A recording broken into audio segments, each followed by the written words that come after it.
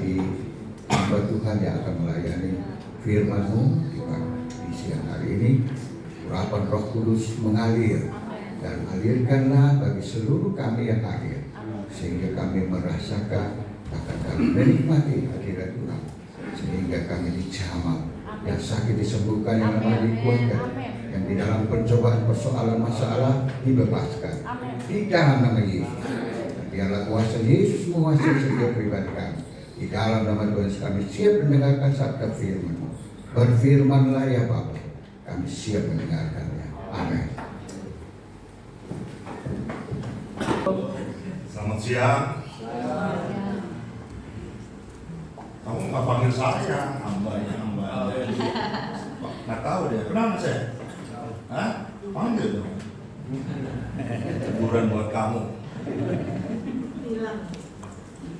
Apa nggak tahu kamu bahwa saya khotbah?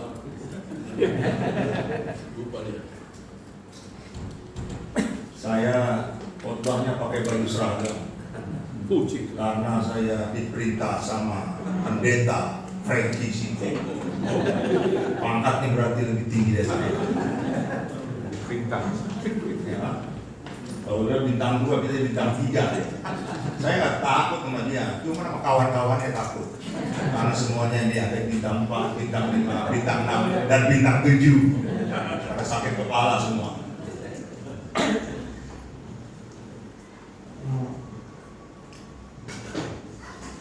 Yang belum kenal, nama saya Yehu Wangsajaya. Sering terkenal di medsos sebagai Jenderal Bersahaja. Siapa yang udah follow saya angkat tangan? Oh, puji Tuhan, nggak ada 1, 2, 3, 4, banyak. Kita udah ini makan sama-sama ya. Kalau 1 orang saya kasih pengapian. Santai kali. Baru pertama kali kan dengar jenderal khotbah di depan. Kalau enggak bapak-bapak, saya nggak mau ya. Saya akan bicara tentang jubah. Wah. Tapi saya, kata istri saya, di sini itu semua pakar-pakar, tapi jangan banyak ngomong katanya. Biar cepat makan, kata istri saya. Pernah nggak ada yang khotbahin jubah, tentang jubah? Angkat tangan. Pendeta-pendeta di sini. Nggak ada mah, baru aku. Jadi penting. Saya juga pendeta masalahnya. Pendeta, tapi kalau di gereja yang ngasih gelar pendeta ini dibagi-bagi, ada pratama, ada pendeta pratama, pendeta madya, pendeta penuh. Pendeta aja dibagi-bagi sama dia, ya kan? Kalau GPD enggak, pendeta aja, nggak usah pakai pratama, madya, ya. Jadi nanti Pak Jai kasih tahu tuh masuk pakai PDP ya. Pak Jai ini udah lama nggak ketemu saya, habis nggak mau hubungin saya lagi, sombong. Ya. Barang. Klik. Apa itu jubah? Pengertiannya ya. Mana itunya? Operator. Nah, kalau saya klik, dulu bilang klik ya. Kalau dia udah pengalaman.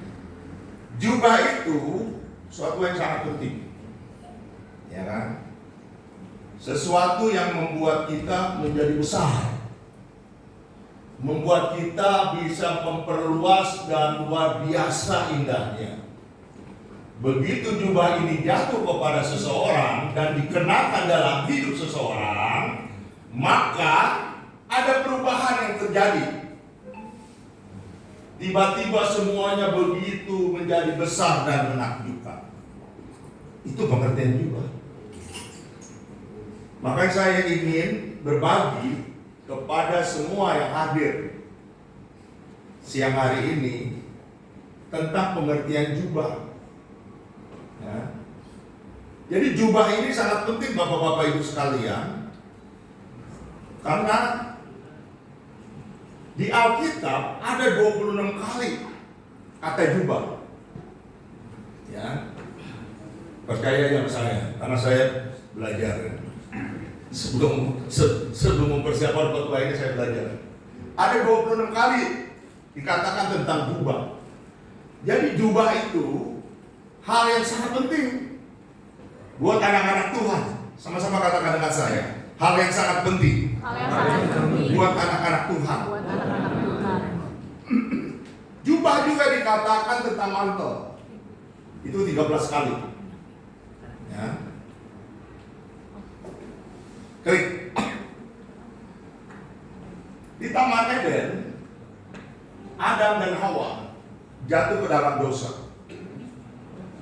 Dia baru tahu bahwa dia tidak berpakaian.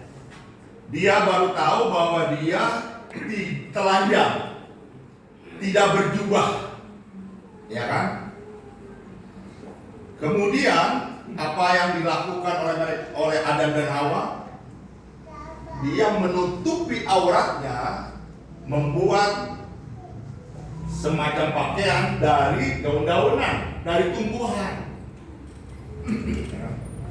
Tetapi tumbuhan itu cepat layu. Daun itu cepat layu kalau dia menempel pada pokoknya. Ya. Maka Allah Bapa yang pertama kalilah menutupi ketelanjangan dosa dari Adam dan Hawa.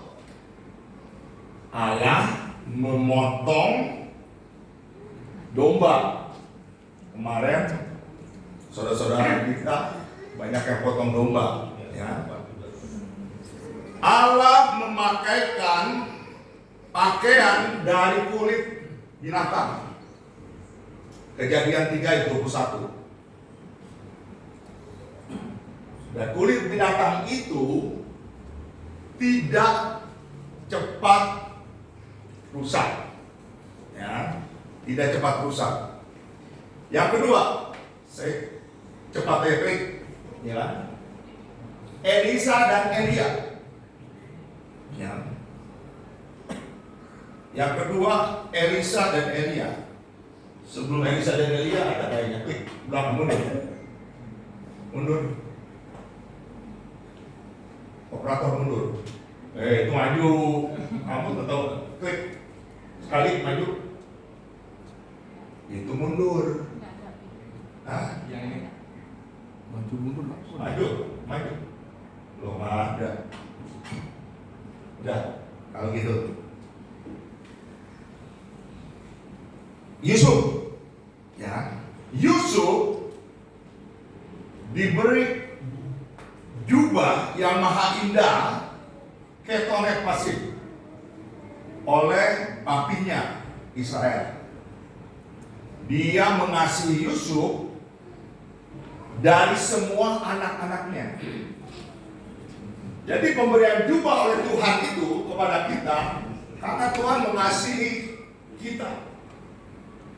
Ya, kenapa? Karena Yusuf itu anaknya yang lahir pada masa tuanya. Dan dia memberi jubah yang maha indah, yang membuat saudara-saudaranya iri. Klik. Berikutnya. Belum, sekali aja ini agak mundur. Saya bilang sekali udah dia ngomong tangannya. Nggak mungkin komputer itu. Tangan angkat, ya. Loh, naik lagi. Udah, angkat. Angkat. Ya, udah diam. Nah, mungkin salah saya. Saya master komputer. Saya di Indonesia satu-satunya jenderal yang bergerak master komputer, only saya. Karena Tuhan Roh Kudus yang memberi kepada saya. Beri tepuk tangan buat Tuhan dulu. Ya. Yang tepuk tangan masuk surga, yang tepuk tangan dari ya. Santai aja kali, ya. Yang baru kenal saya memang bawaan saya begini, ya kan? Yang udah lama kenal sama saya biasa-biasa aja. Betul nggak Pak Jai? Betul. Jangan terlalu tegang, ya kan? Nanti nggak masuk firman Tuhan. Ya. Elisa dan Elia. Ketika Elia naik dibawa Tuhan ke surga, Elia memberikan jubahnya kepada Elisa. Kenapa? Ada 50 orang dari rombongan Nabi ikut berjalan. Jadi ada 50 Nabi. Ya. Ada 50 Nabi ikut berjalan. Mereka mengantar Elia. Tapi yang ikut dengan Elia, Elisa. Kenapa? Karena di depan Elia itu Sungai Yordan. 2 Raja-Raja pasal 2 ayat 7 dan seterusnya. Lalu Elia mengambil jubahnya, dia gulung, dipukulnya ke atas air, maka terbagilah air itu ke sebelah kiri dan ke sebelah kanan, sehingga Elia dan Elisa menyeberang. Ya. Jadi jubah juga memiliki mujizat. Nah, setelah Elia naik, jubahnya diambil Elisa. Elisa nyebrang karena sungainya ada air lagi, dia kebaskan. Ya kan? Kalau saudara baca di dalam 2 Raja-Raja 2 ayat 14, dia mengambil jubah Elia yang jatuh, dipukulkan ke atas air sambil berseru, "Di manakah Tuhan Allah Elia?" Dia memukul air itu, lalu terbagi ke sana ke sini, maka Elisa nyebrang. Jadi jubah itu memiliki kebesarannya, mujizatnya. Ya, klik sekali. Saya juga punya jubah, ya kan? Jubah saya, seragam saya, ya kan? Saya dapat jubah ini tahun 89. Sampai sekarang sudah hampir 34 tahun, 35 tahun. Dan saya akan melepas jubah saya 1 Juli 2025. Jadi saya berharap jubah saya dilepas, Tuhan akan kasih dari jubah lainnya. Amin. Ada 5 jubah. Daripada saya cerita 36, kebanyakan, klik sekali, ya. 5 jubah yang harus bapak-bapak pilih, ya. Yang harus ibu-ibu pilih, yang harus saudara-saudara pilih. Yang pertama, kita buka di dalam Ayub 1 ayat 20. Klik sekali. Klik sekali. Maka berdirilah Ayub, lalu mengoyakkan jubahnya dan mencukur kepalanya, kemudian sujudlah ia dan menyembah.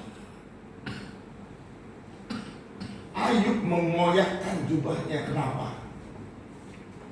Karena dia dicobai oleh setan, dicobai oleh iblis. Harta kekayaannya habis, anak-anaknya habis. Tapi Ayub berkata, dengan telanjang aku keluar dari kandungan ibuku, dengan telanjang juga aku akan kembali ke dalamnya. Tuhan yang memberi, Tuhan yang mengambil, terpujilah nama Tuhan. Kita bisa, bapak-bapak ibu sekalian, mendapatkan namanya the thorn robe of sorrow. Klik. Apa namanya? Jubah kesedihan. Ya, jubah kesedihan.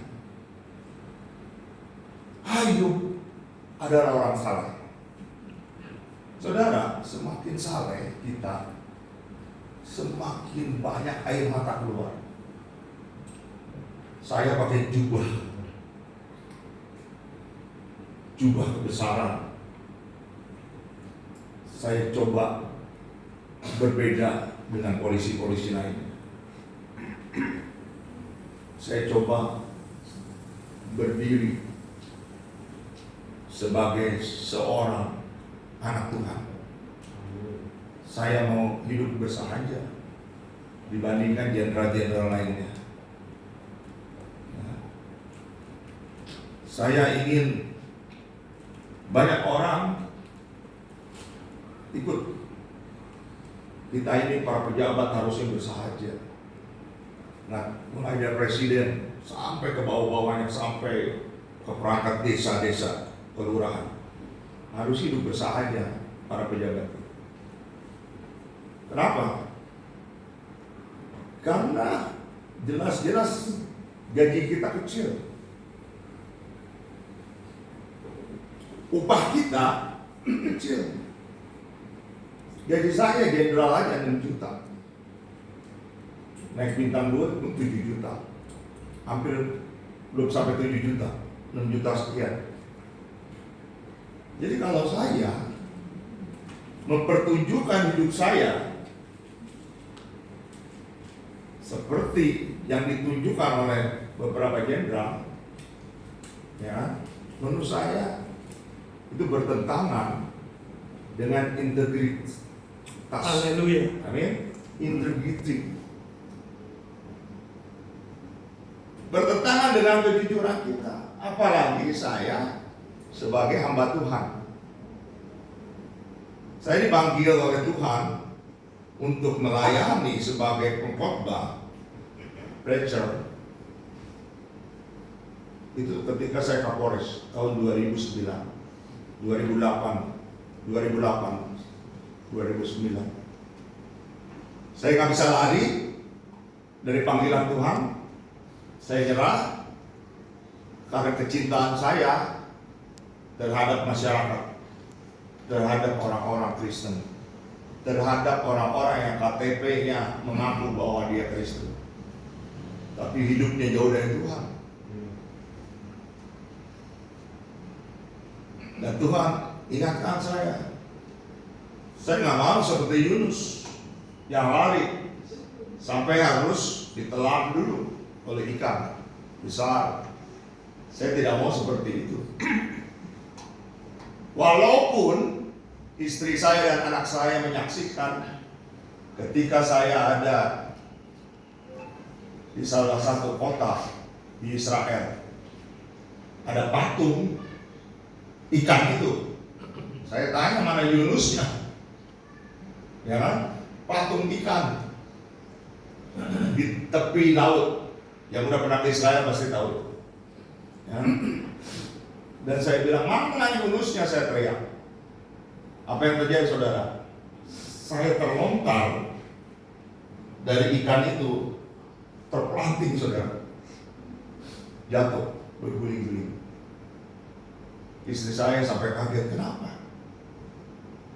Ya, Tuhan mengingatkan saya, coba kalau kamu lari dari pelaku seperti Yunus. Saya bangga, saya bersyukur melihat bapak-bapak jenderal-jenderalnya Yesus Kristus yang mau turun menyelamatkan banyak orang. Ya. Dan hidup kita tentunya harus di dalam kejujuran. Ya. Polisi dan pendeta hampir sama, ya, hampir sama. Cuma polisi punya pistol aja. Pak pendeta nggak punya pistol, tapi senjata punya. Senjata bapak ibu semua hamba-hamba Tuhan di sini, senjata Allah. Dari Allah, Efesus katakan, mulai dari ketopong sampai sepatu, ya kan? Sama, polisi juga dikasih dari kepala, tutup kepala sampai sepatu dikasih juga oleh negara. Cuma bapak-bapak dikasih oleh Allah. Dahsyat. Itu yang membuat saya iri. Akhirnya saya nggak ikut-ikutan jadi hamba Tuhan. Mohon maaf, tapi kalau disuruh menggembalakan angkat tangan saya enggak, bukan seorang gembala. Saya seorang penginjil. Ya, Bapak-bapak Ibu sekalian, Ayub mengalami kesedihan pasti. Anak-anaknya yang dicintai hilang begitu saja. Dia, saya yakin soal harta kekayaan mungkin dia nggak terlalu pusing. Dia bilang, aku lahir telanjang, Tuhan yang memberi, Tuhan yang mengambil, terpujilah namanya. Jadi kalau kita, saudara-saudara, mengalami kehilangan apapun, katakan itu seperti Ayub katakan, inilah jubah kesedihan. Ya, tetapi Ayub akhirnya bapak-bapak ibu sekalian mendapat jubah pujian. Ya, the garment of praise. Kenapa? Karena Tuhan mengembalikan 2 kali lipat, double portion. Yang kedua, jubah apa? Klik. The long robe. Klik. Lukas 20 ayat 6. Waspadalah terhadap ahli-ahli Taurat yang suka berjalan-jalan memakai jubah panjang, yang suka penghormatan di pasar, yang suka duduk di tempat terdepan di rumah ibadat, dan di tempat terhormat dalam perjamuan. Saudara, di Indonesia ada yang seperti ini. Ya, klik, ya kan? Saya ambil fotonya. Ya. Klik. Ini adalah the long robe, jubah kemunafikan. Apakah kita mau menjadi ahli-ahli Taurat yang suka berjalan memakai jubah panjang, suka menerima penghormatan? Ya, saudara, saya ini dari mulai lulus Akpol 89 sampai sekarang dihormati terus. Sampai saya bilang, oh Tuhan, jangan sampai saya dihormat. Makanya 5 tahun terakhir saya menjadi jenderal bersahaja. Saya pergi ke kantor naik angkutan umum, ya, bikin gear. Dan rumah saya tidak sehebat rumahnya jenderal ya. Rumah saya sederhana. Saya coba hidup tidak ingin dihormati. Saya coba hidup tidak ingin di tempat-tempat terhormat. Saya hidup tidak ingin dikawal. Jenderal harus dikawal. Karena kalau hilang satu jenderal, kerugian negara itu banyak sekali. Ya, pasti banyak sekali. Saya tidak mau untuk menggunakan semua fasilitas dinas. Kenapa? Saya nggak mau menjadi orang yang munafik. Ya. Saudara, ahli Taurat itu berpura-pura religius. Mereka ngaku kenal Allah. Tetapi kenapa dia menolak anaknya yang tunggal, Yesus Kristus Tuhan? Ya. Mereka cerita hukum Taurat. Mereka cerita hukum agama. Mereka mengajarkannya. Tetapi mereka buta mengenai siapa Yesus sebenarnya. Mereka berani nambahkan aturan hukum. Sehingga Yesus ketika masuk bait suci, dia marah. Dia balikan semua pedagang-pedagang. Oh, nggak apa-apa berjualan di bait suci. Saudara, kita tidak boleh menjual firman Tuhan. Kita tidak boleh menjual jubah kita. Kita tidak boleh, saudara-saudara, Saya bilang ke polisi-polisi, tentara-tentara, semua yang pakai jubah, pakai seragam, jangan jual seragammu demi keuntungan pribadi. Jangan jual seragammu, ya kan? Demi mendapatkan keuntungan pribadi. Tapi kalau kau pakai jubah, kalau kau pakai seragam, jadilah pelayan. Amin. Pelayan masyarakat. Masyarakat aja manusia kita nggak mau layani, apalagi Tuhan. Jangan ngaku lo sebagai pelayan Tuhan sebelum kita melayani jemaat kita, sebelum kita melayani orang-orang manusia. Ya, omong kosong. Saya